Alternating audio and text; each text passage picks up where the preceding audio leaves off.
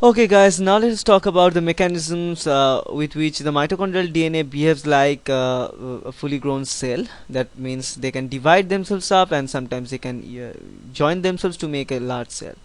Now, like this, as we know that mitochondria and the use of mitochondria and the development of mitochondria inside a eukaryotic cell come with the theory called the endosymbiosis theory. That means the mitochondria cell was previously a free living prokaryotic cell, and it is engulfed by eukaryotic cell. Inside the eukaryotic cell, it produces the energy and give the energy to the cell.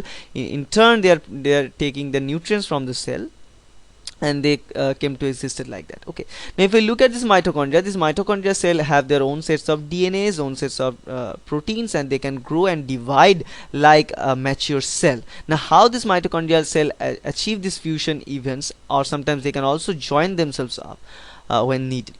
So how they fuse with each other and how they bring them down to make several small parts of cells or small parts of mitochondria. Now let's look at here. So here is a mitochondria. Now this mitochondria wants to undergo the division. Now mitochondrial division, how it is going on, there are different proteins are out there which helping them to finally trigger that or tell them that now it's time for dividing. Okay, because mitochondria are inside the cell we can find mitochondria in different lengths, but when a mitochondrial cell reaches a particular length, it need to be divided, and the signal sometimes maybe the signal can come from the nuclear DNA. I don't know, but maybe it can possible, because this part of is still unknown for us today. Okay, so research is going on for this purposes. So suppose this is a signal, and this signal is coming from the nuclear DNA, and as a result of this signal it tells the cell to go and divide. So they will recruit different types of proteins like DRP1 and HFIS1, and as well as they also recruit the DNM1P or MDV1P, and as these proteins are accumulating with each other, they start to make a junction point between the middle, like a middle layer of this mitochondria, like this middle layer like this. So these red proteins are DRP1 and the blue proteins are DUM1P or MDV1P. Now they start to coat in this region, and they start to help to pinch this membrane from both the direction, from left and right side. And as a result of this pinching event, what happened, a tension is built up, and as a result of this tension build up, these cells will go divide into two small parts. Okay, and as a result of this compartmentalization, we end up with two new mitochondrial compartments. Okay, we can also look different fusion events of mitochondrial cell.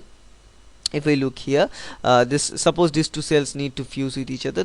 Sorry, these two mitochondria actually need to fuse with each other, so they will go and dock. They need to produce the docking proteins, and again for doing this they need to have a signal, and that signal can come from nucleus. I don't know, nobody knows now. So they can come, and this MFN1 is the type of protein which can come and produces the adhesive network between these two mitochondrial surface, and this adhesive networks come close to each other. They interact with each other, and as a result, when they come closer and fuse with each other, they need an amount of energy, and that energy come from the GTP hydrolysis. They need GTP for establishing this purpose. So they are G proteins. So using the energy of GTP hydrolysis into GDP, they utilize this energy, and the del G for the reaction goes negative, and the reaction proceeds to the forward direction, and these two small unit of mitochondrial segment will fuse to make a large mitochondria when they need it, when the situation demands. So normally what happens right after the fusion,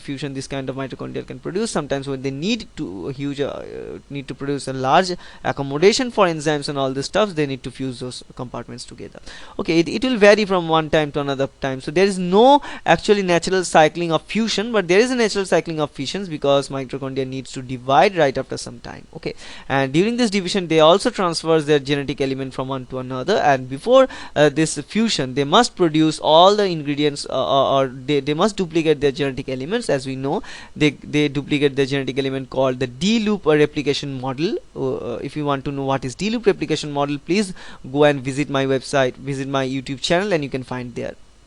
Okay, now this is a detailed mechanism. There are a lot of proteins are involved, but the main important thing about this fusion of this mitochondrial cell is to make this fusion barrel like this, and the adhesive a complex like that. So as a result of making the adhesive complex with the help of SAID4 SID9 and FZO1, they can finally come together and water molecules will live together, and then finally in first times the outer cell membrane will fuse, outer mitochondrial membrane will fuse. Right after that the inner mitochondrial membrane will fuse, and finally we will end up with making fully functional large mitochondria. But if you look at the fission, we must in this case need other fission or tension creating proteins, like in this case we talked about DRP1 or DNM1P or something like that. But they also, in this case, as you can see, in this case also they need the GTP, but in this picture it is not mentioned, but still they need GTP. Both of this process definitely need the presence of GTP hydrolysis. They need the energy, and the energy they drag from the GTP. Remember, this mitochondria is a huge source of ATP, but they generally do not use ATP for their own purposes. They use GTP for their own purposes. Okay, so they're using GTP hydrolysis and energy from this GTP hydrolysis, and they finally break them down, or if they want to fuse themselves up, they also use the energy from the GTP hydrolysis. But in both cases they need tight signal or tight control, and this control or signal must come from the nuclear DNA, because nuclear DNA tightly controls all the different steps of cellular or biochemical process that are going on inside a mitochondrial cell. So that's it, and I hope it will help you. Thank you.